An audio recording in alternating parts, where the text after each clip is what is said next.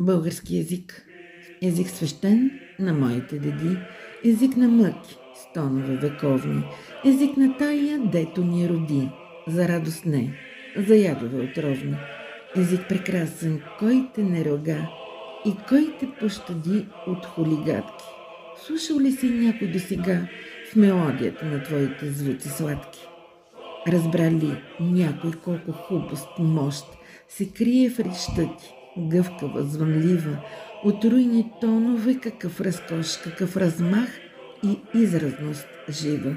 Не, ти падна под общият позор, охулен, опетнен с думи кални, и чуждите и нашите в хор отрекоха те. О, език страдални! Не си можал да въплатиш в теб създанията на творческата мисъл, и не за песен геният ти слеп, за груб братвеж те само бил орисал. Тъй слушам се от как съм на света, се той рогателство ужасно, модно се тоя отзив, ниска клетва, що слетят всичко мило нам и родно. Ох, аз ще взема черният ти срам и той ще стане моето вдъхновение.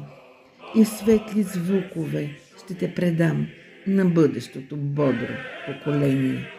Ох, аз ще те обриша от кълта и в твоя чисти блясък ще те покажа.